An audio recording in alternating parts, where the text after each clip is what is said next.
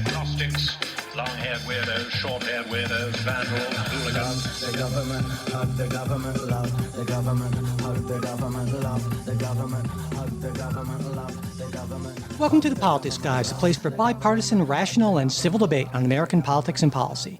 I'm Michael Baranowski, a political scientist at Northern Kentucky University. I'm joined today by Cleveland area attorney and Republican factotum Jay Carson.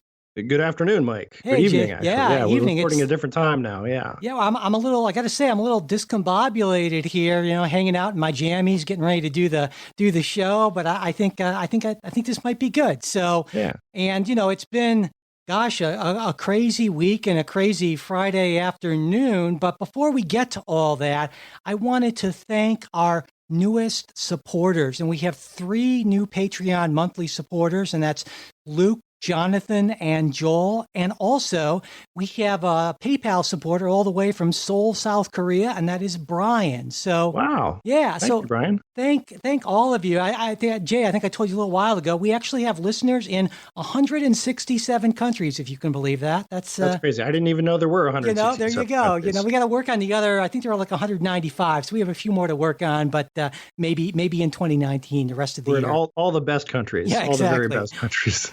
But of course, when you become a monthly sustaining supporter, you get more than this shout out. There's a whole bunch of stuff we have for you, like our bonus show, our new quick take show. And to check all that out, you can just go to patreon.com/politicsguys, or you can go to politicsguys.com/support.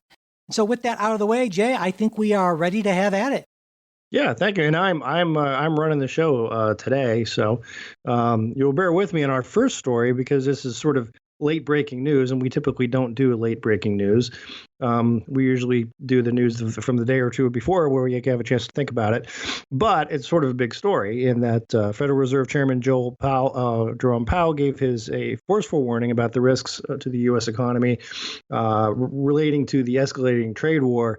Mr. Powell made a speech today signaling that the Fed would follow a rate cut with an additional reduction soon, but he did not put a number on it, which is sort of understandable.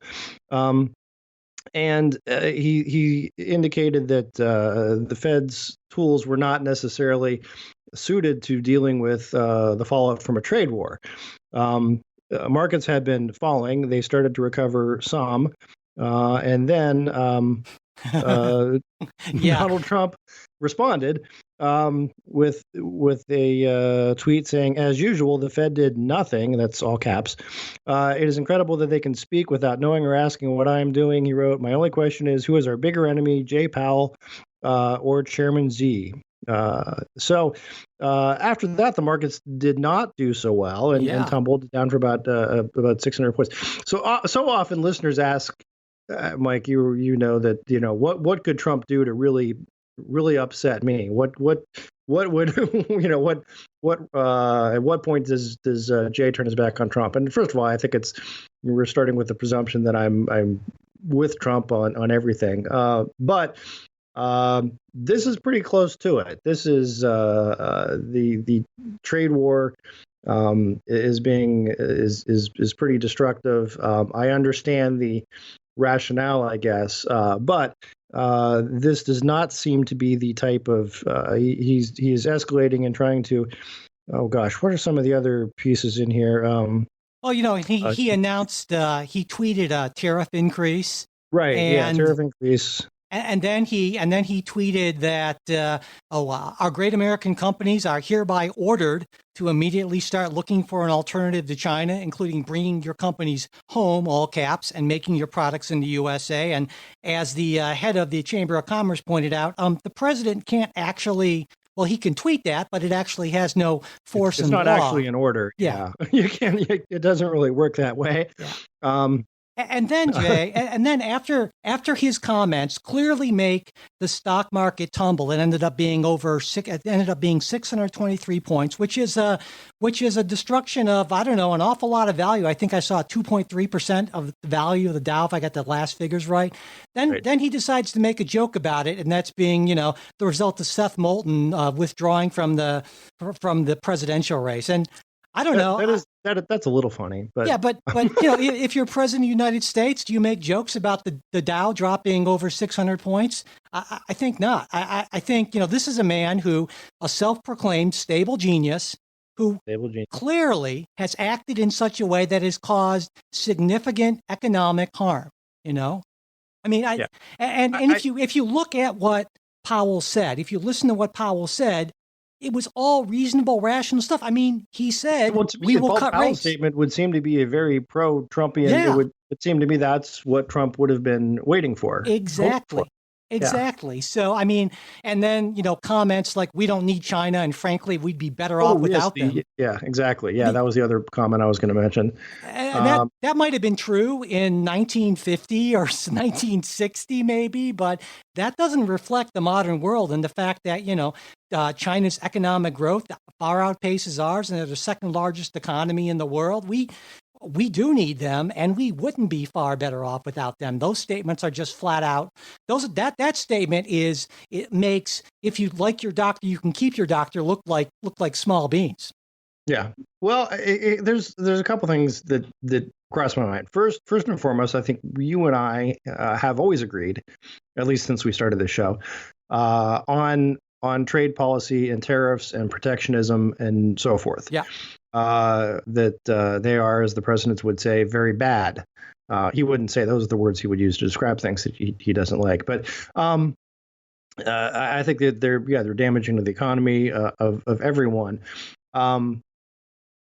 Since lately that there's been more the Trumpian idea of, this trade war it's not just the sort of protectionism he campaigned on, but rather it is a means to an end. To get China to come back to the table and to get rid of some of the what I think you and I would also agree on are improper, unfair trade practices, particularly as it regards to intellectual property. My departure is that, look, this wouldn't be the means that I would use, and maybe it works. We'll see. But so far, it doesn't look like it's working. At least it doesn't look as of this evening. It doesn't appear to be working. Trade wars are not good and easy to win. I think we can all agree. But here is the to the extent silver lining, and this is something that sort of Powell pointed out, which sort of I guess antagonized Trump to make those statements. But perhaps Powell should have seen a comment and should have kept his mouth shut at saying we're going to cut rates. But trade wars are not easy to win, but unlike other wars, they're easy to get out of. Yes, good point. Yeah. They're easy to call off, and as Powell pointed out, sort of look the reason, and I think this is something as I take hope in, is that the damage that's being done to our economy, the slowdown that we've suffered over the last quarter compared to the prior quarter, has all been self-inflicted. It has been self-inflicted through these tariffs, and it's one of these. At some point, all you need to do is say stop. But it's when are we going to do that? And I understand maybe there's the argument that you have to have some pain, and you have to show the Chinese we're willing to absorb more pain than they are. We'll see. And you and I have also had the conversation about it's one thing. It's a different demographic or a different dynamic, I should say, when you are President Xi, who has more or less total control over the country, versus a liberal democracy, where in a free economy where you don't. Mm-hmm. And I think, even if you agree with the strategy in broad strokes, and I think you can make a case for it. It's maybe not the most convincing case, but it's a rational case. But even if you agree with that overall strategy, the implementation has been awful. Yeah, well, and it's sort of the idea is, I would think with strategy is there are plans, and you kind of ratchet it up and ratchet it down, and there's sort of a sense to it. Whereas again, this is, the Fed announced it's going to cut rates, and we're going to slap tariffs on China. Just sort of it's discombobulating. There's another piece though that's involved that no one's mentioned, and that's Hong Kong. Mm-hmm, sure. And I don't know how that's going to play out. Obviously, no one knows how it's going to play out. But that's a fascinating sort of other piece in it. And I know some Republicans, your friend Mitch McConnell among them, have been critical of President Trump for not being more forthright, more forthcoming in his defense of the Hong Kong protesters. And I think other conservatives have also sort of taken him to task on that we ought to be pretty clear on where we stand and whose side we're on, in that the people of Hong Kong are fighting for rights that we hold. I mean, they're very much the same rights that our founding fathers fought for, particularly not being extradited to what is well, no, it's not technically a foreign country, nor is it really a foreign country, but it extradited to a different jurisdiction to stand trial. So I think it bears to be seen what happens there, because I think that the Hong Kong protest movement has lasted longer and is growing and is more powerful than a lot of people expected. Certainly more than I had expected. But Mitch McConnell compared it to the 1956 Hungarian uprising, the Prague Spring of '68, and then of course Tiananmen Square, all of which we were vocal, maybe not as vocal as we could have been or like to have been, but at least gave lip service to those protesters. It just comes back for me to the presidency is not a job for an amateur. Yeah. And that's what we got in the White House. We got an amateur, but of course that, we were already going to talk about inflammatory Trump tweets that had an effect, further than just the blogosphere, the Twitter sphere, whatever sphere it is exactly. And that kind of leads us right into the kind of a related story, right? Yeah, well, I was going to actually talk about immigration next, if you want to. Well, I just think here's my point is I think, when you were talking about the protests, I was thinking, yeah, sure, it's those protesters we want to support, but I guess if you're a Palestinian protester, it's a different thing, and which kind of is a segue into the. Well, the segue I will skip, and then this is what I was moving to the. He said what portion of the show. On Tuesday, President Trump had tweeted that I think that, and I'm quoting, any Jewish people that vote for a Democrat, I think that shows either a total lack of knowledge or great disloyalty. Ooh, that word. Were his words in the tweet, and he was doing that, of course, as a response to the controversy that has been going on over Representative Tlaib and Ilhan Omar, their planned trip to Israel, then their canceled trip to Israel, and then maybe talking about limited trip to Israel, and so forth. But so he made those statements and was then, of course, immediately accused of making anti-Semitic comments. I'm not sure it's anti-Semitic. I think it's asinine. Yeah, we can agree on that. Yeah, but I don't know that it's anti-Semitic. I'm not sure, because I think the thing is, what does he mean by disloyalty? The typical anti-Semitic trope is that Jews, American Jews, would somehow be more loyal to Israel than they would divided be to loyalty, the that sort of thing. Yeah. Yeah.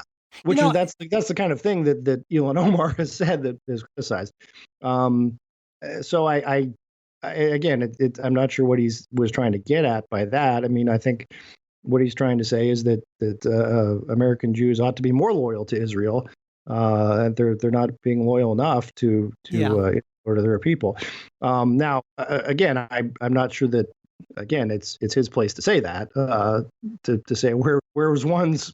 Yeah, I mean, the anti-Semitic thing. I feel like when it comes to a lot of what Trump is anti, I think it all kind of is subsumed under the Donald Trump is anti anyone who gets in Donald Trump's way, and that's his North Star basically. And so if you express your fealty to him, he loves you. It doesn't matter what color, race, or orientation you are, I don't think.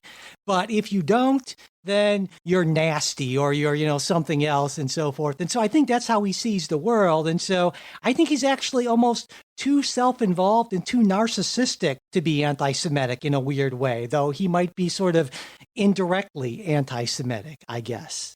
Well, I think Trump can be accused of a whole lot of things, but I think anti-Semitism is a tough one. I mean, given other Jared Kushner's prominent role, his grandchildren are Jewish, being raised Jewish. He has shown great support for the country of Israel, which is you can say, well, that doesn't prove he's not anti-Semitic. Well, but yeah, most anti-Semites are not particularly supportive of the Israeli state. So I think, there's lots of stuff that can be laid on Trump, but that's sort of a tough one, I think. But and then he. But I still stand by it's sort of an asinine statement. Well, we can totally agree on that. But then he retweets this thing from Wayne Allen Root, who I've never heard of, but apparently he's a Jewish guy who became an evangelical Christian, I guess. And when the tweet was, "President Trump is the greatest president for Jews and for Israel in the history of the world, not just America. Wow. The Jewish people in Israel love him like he's the king of Israel. They love him like he is the second coming of God." And that's high praise. Yeah, that's probably not the sort of thing you retweet. I don't think, but no, you got to retweet something like that. If someone says you're the king, you're the second coming of God, of course you got to retweet that. Wildly insulting. But anyway, But I mean, the strategy here, pulling back from this, and here's what I think is the non sort of ridiculous part of it, is that obviously what Trump is trying to do is to paint the most anti-Israel voices in the Democratic Party as the mainstream of the Democratic Party, because he wants to siphon off some Jewish votes. I mean, correct. Right? Yeah. I mean, in 2016, 71% of Jewish voters went to Trump. To Clinton, for 23 for Trump. Gallup had a poll in 2018, had Trump's approval at 26% among Jewish Americans, which just goes to show you that this is not a single issue voter constituency. Right. But actually that number is probably fairly typical for most any Republican candidate.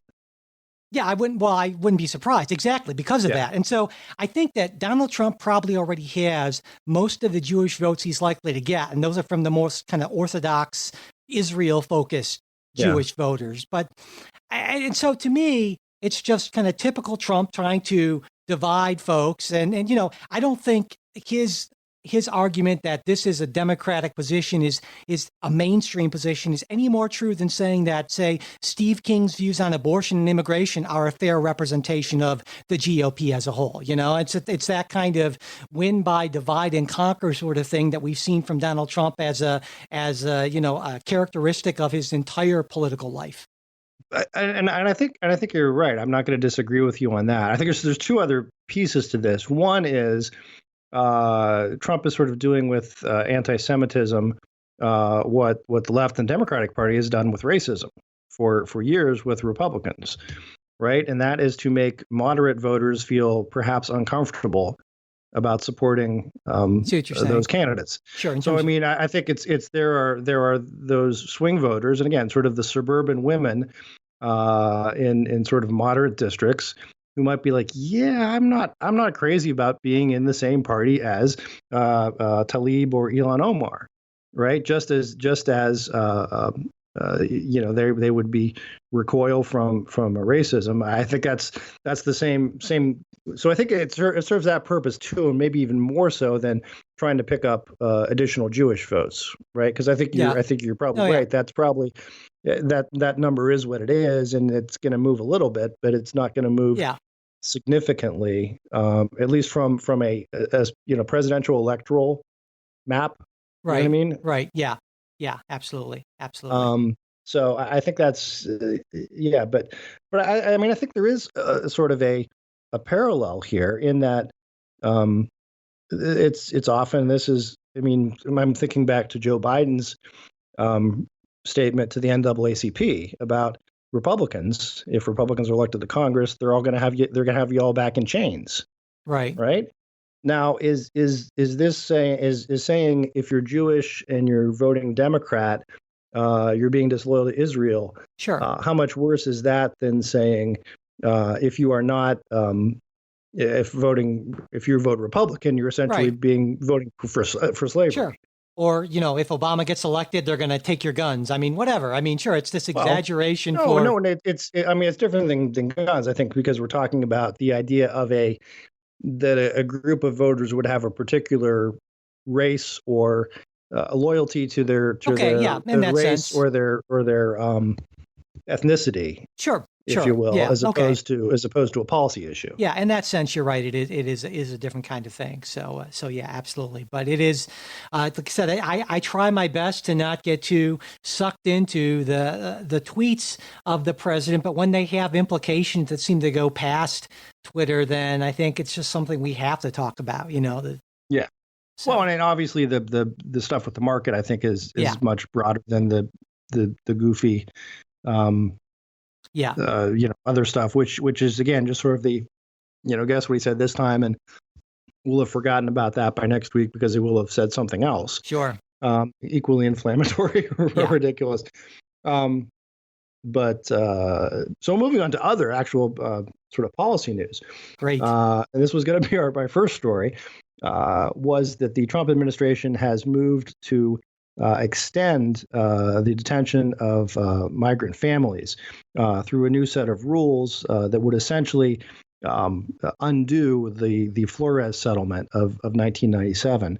Right now, there was the Flores settlement in 1997, and then there was another decision later during the Obama administration where the court, which supervises Flores, said that children cannot be held longer than 20 days.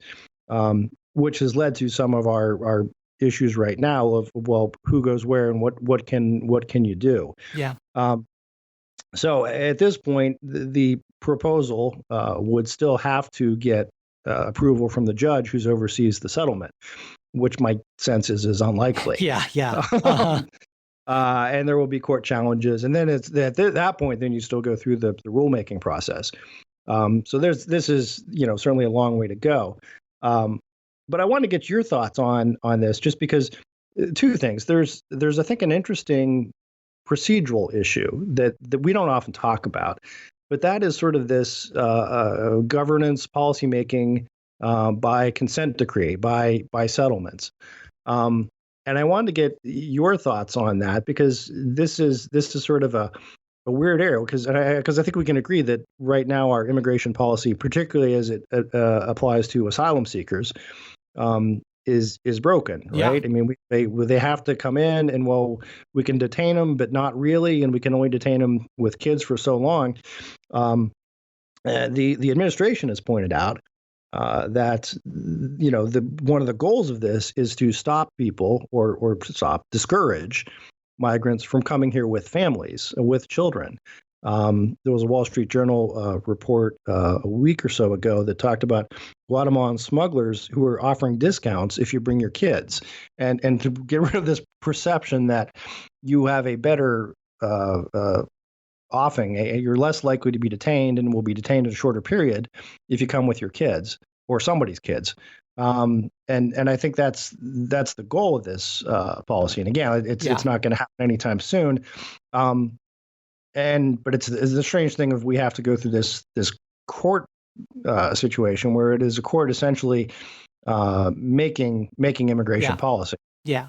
Well, I agree with you that immigration policy shouldn't be made through consent decree. We would like to see, but I think we'd both like to see Congress act on this and not consent decree or administrative fiat or what have you. I mean, that's been a common theme and something we've agreed upon, on for a long time. I found it interesting that DHS in its press release on this, they called this new rule designed to implement and fulfill its obligations under the Flores settlement. I thought, wow, yeah, okay, that's new speak, I guess, George Orwell, but I mean, it's not the Judge G isn't going to let this go. She's already said twice, I believe, that you can't treat them worse to stop them from coming. Basically, that's not going to fly. You can't, and so. But is this treating worse though? I guess that's the question. I mean. Well, if you would talk about a new type of detention, I suppose, but Well, I mean, also while they talk a lot about in the actual rule about enhancing standards, one thing they do is, of course, they do away with the 20-day thing, so you can be held for longer. They said they'd like to make it around 60 days, but they could hold them from longer, actually, under the actual rule. And not only that, but under the Flores settlement, there was a requirement that that the detention facilities be certified by an appropriate state agency. Right. And this would be certified by Homeland Security. Yeah, they're going to certify their own thing. Yeah, it looks good to us, basically. So, yeah, I agree with you in terms of what they're trying to do, but that's not going to be enough, and it shouldn't be enough to overturn this agreement because it totally is not within the it's certainly not fulfilling its obligations under the Flores settlement. That's just ridiculous. And so, it seems to me that a legal and much better, in my view, sort of approach would be to stick what's permissible under Flores and really increase funding to alternatives to detention. We talked about this. I've talked about it before, like monitoring devices and things like that and so forth.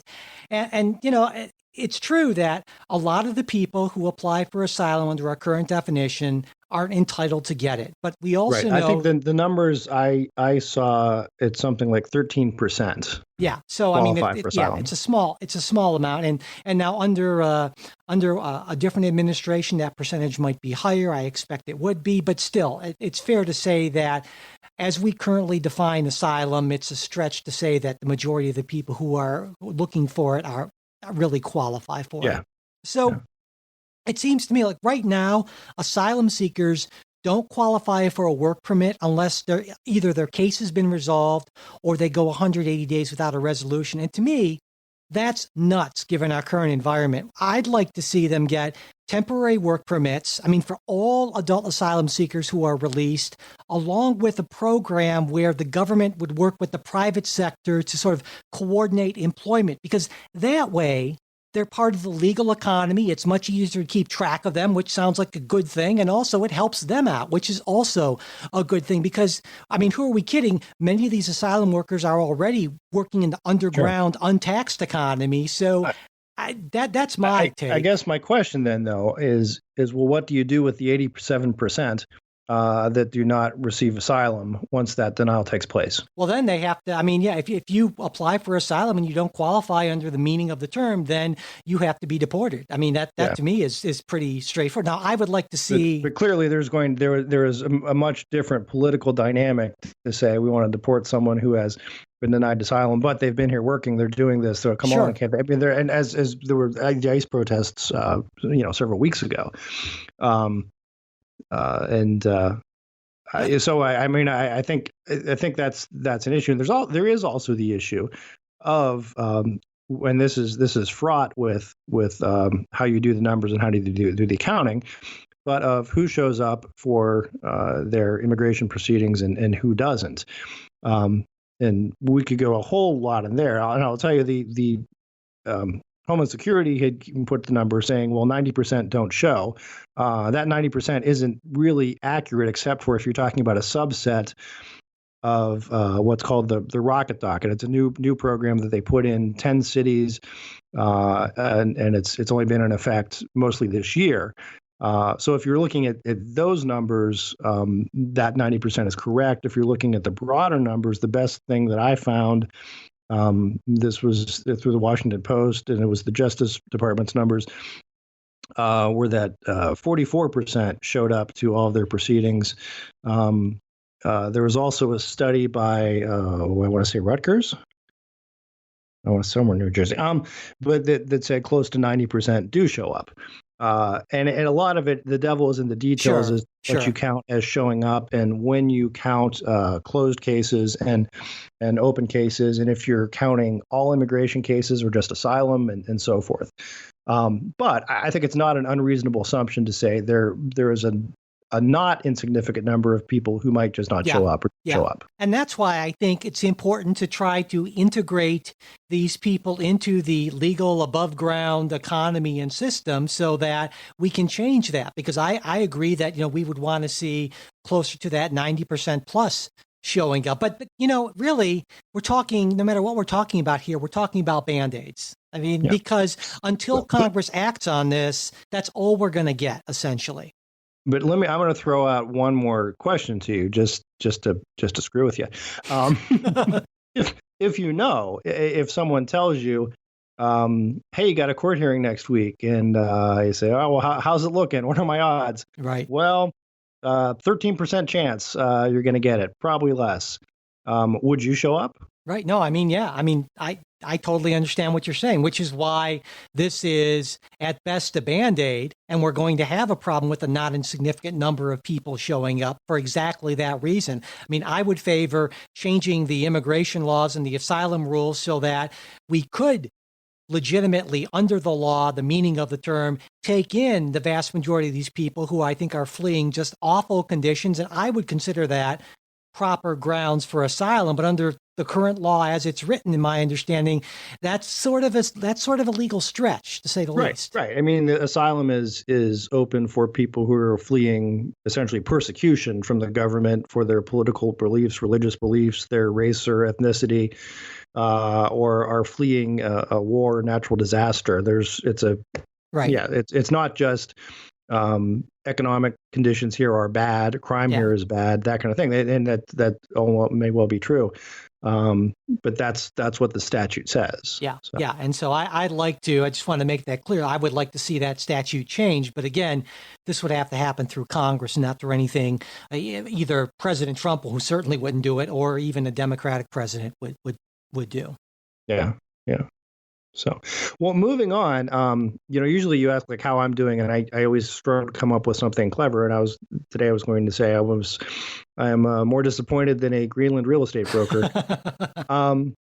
That President Trump had sort of floated the idea of purchasing the island of Greenland, which is a territory of Denmark, from the Danes, and was rebuffed, which led then to a further rebuff from Trump. Prime Minister Mette Frederiksen called it an absurd discussion.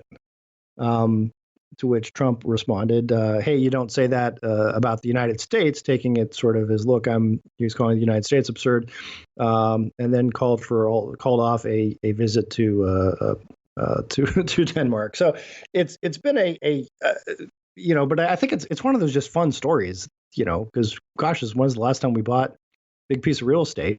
Yeah. And who better to buy a big piece of real estate? I mean, if you know what I mean, if you hired Donald Trump to do one thing, you'd think this would be it.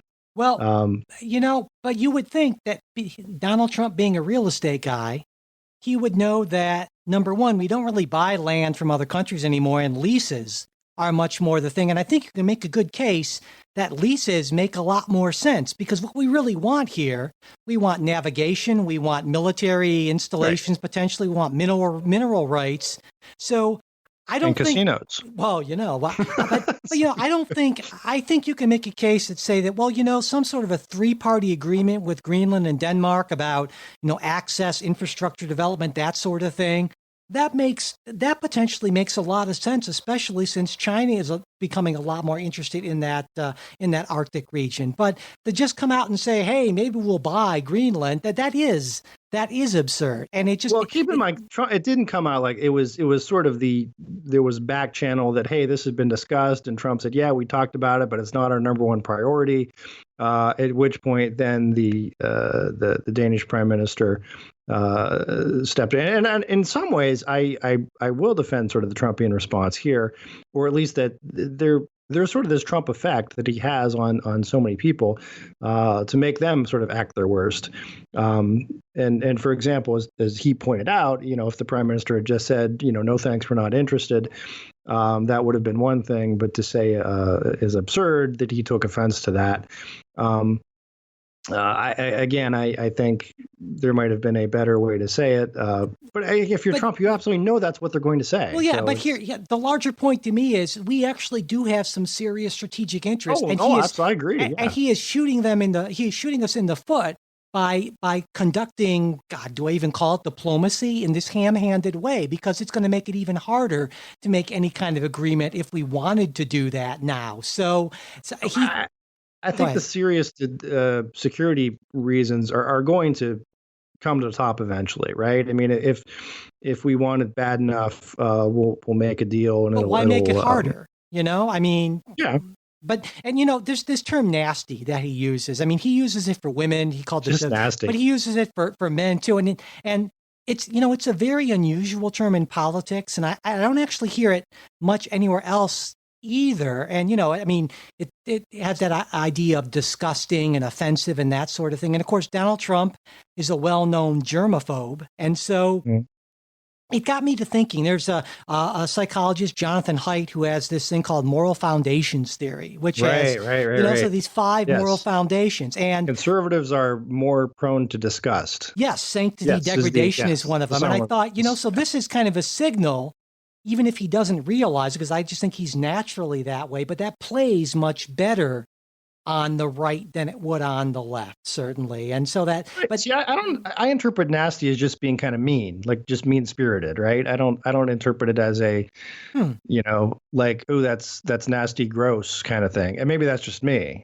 maybe, I don't know. I thought about it, and well, when I think about it, I just generally just think about the Janet Jackson song. But if I can get past that, and I just decided to check, look it up. You should play that at like campaign rallies. God, he is nasty, that's for sure. But it's just that personalization of that. Why do you need to call somebody nasty? Well, you don't, and ideally, you don't call the head of state of another country nasty. You just you're a big enough person. Usually say that the head of state of another country's suggestion is absurd. Yeah, but one of your allies, right? If the head of state of another country, a much smaller and less powerful country, says something, you are big enough and not so thin-skinned where you just let it basically roll off your back and don't let it bother you. But that's our, the soul of a 6-year-old, and our president can't allow that to happen.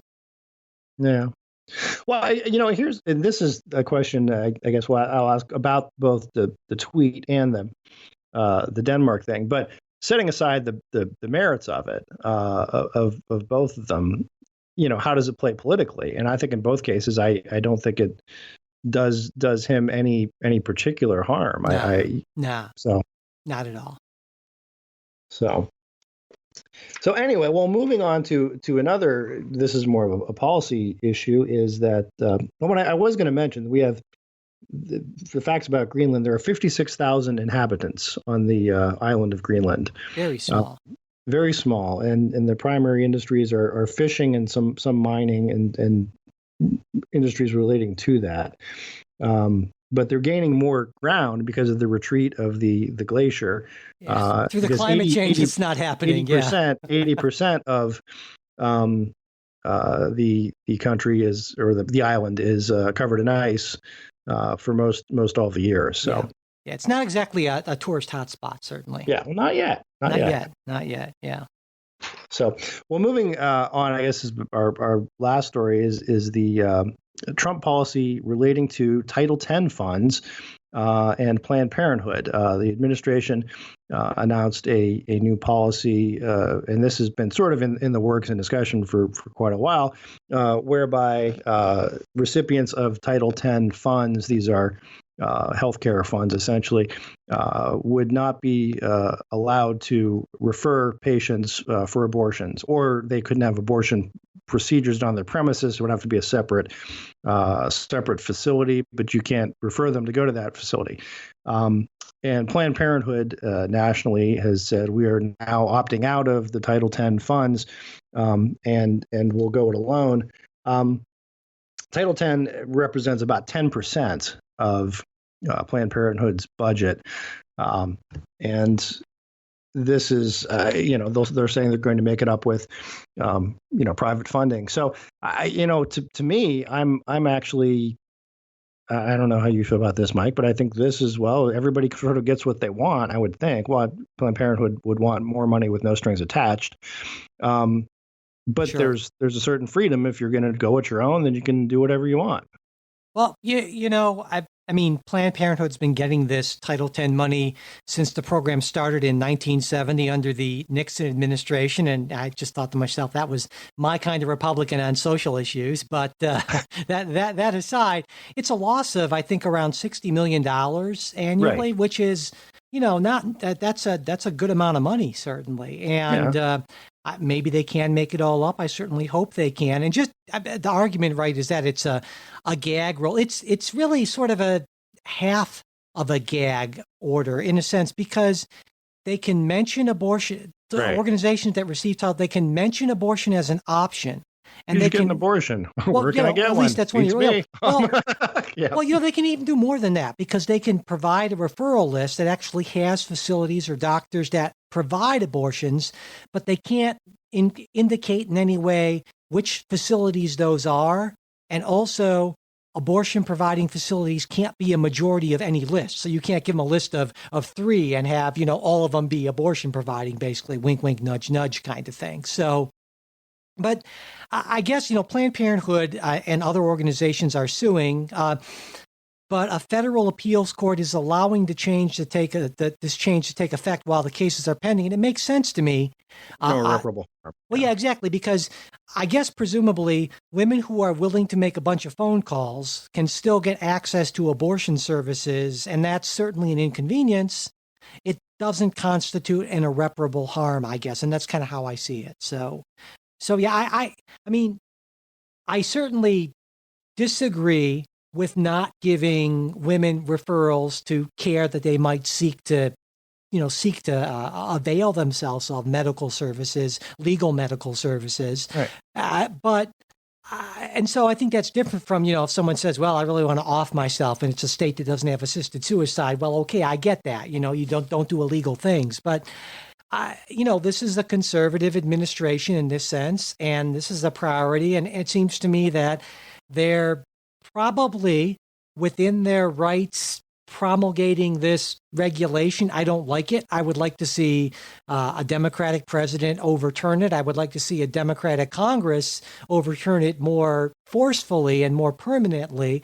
But I don't know that that's certainly that won't happen before early 2021. Yeah. Well, here's the thing, because you are not an abortion absolutist. No.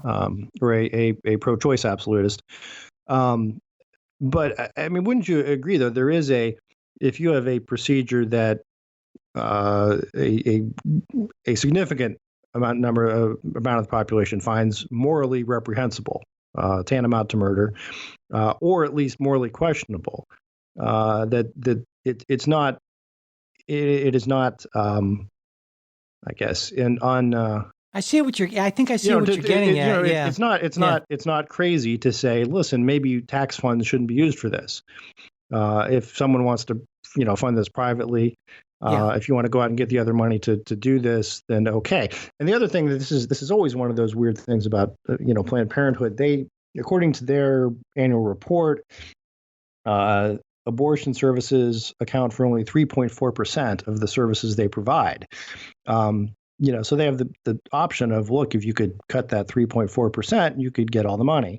They also, but they don't. And they also do referrals, of course. And so that would, but I mean, I guess in this sense, I am personally opposed to abortion under most circumstances. I think it's tragic when it has to happen. It must be an awful thing to go through, certainly. But I don't feel that I should constrain or I should dictate the choices that women hear about or don't hear about. And I don't think the state should dictate the legal choices that women hear about or don't hear about. And now, sure, but should they subsidize that? I guess is the question. It's one thing if it were a gag order saying no provider period can refer. Well, I don't think it's not something.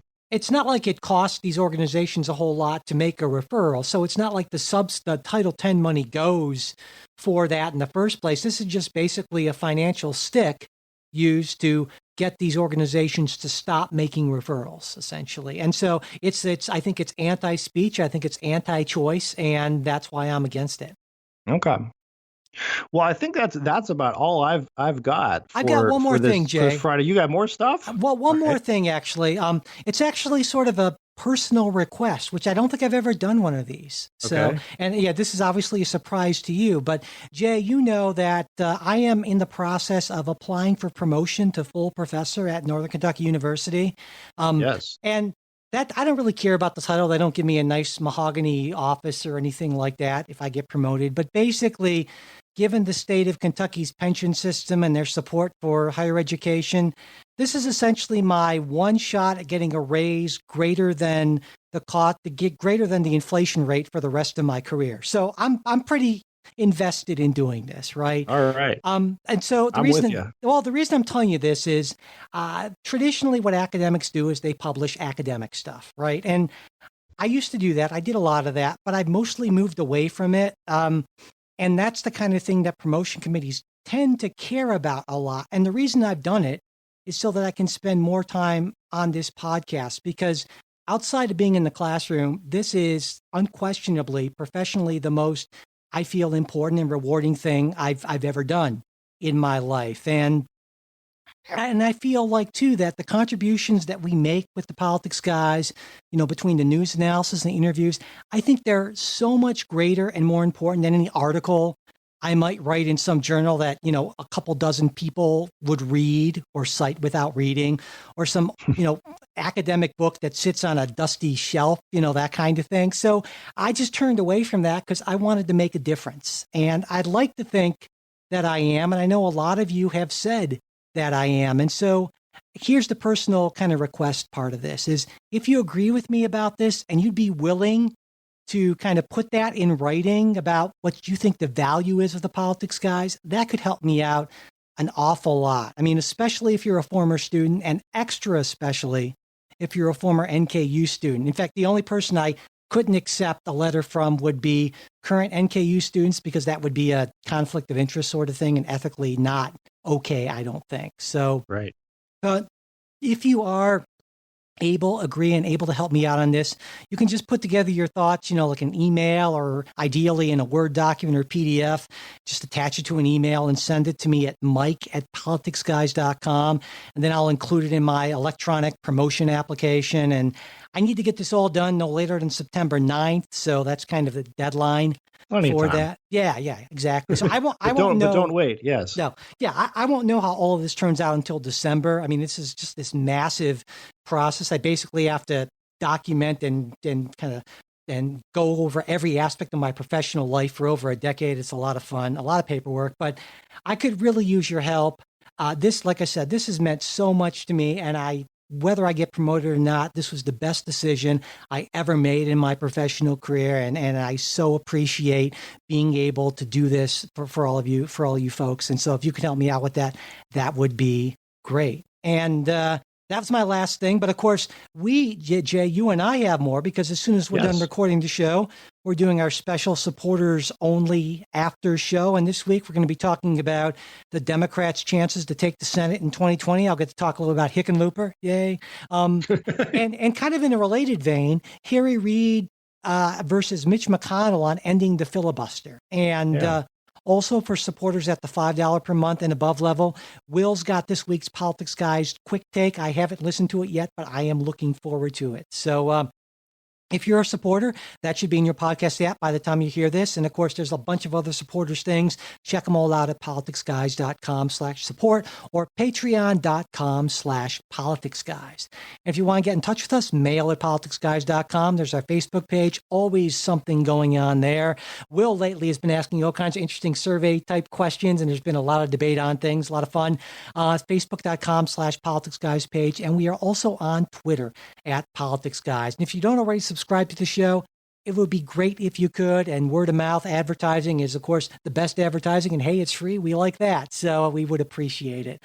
The executive producers of the Politics Guys are Bruce Johnson, Wilma Moreno, Benji Fishman, and Andra Masker. Today's show is produced by Jay Carson and Michael Baranowski. We'll be back with a new show on Wednesday. We hope you'll join us.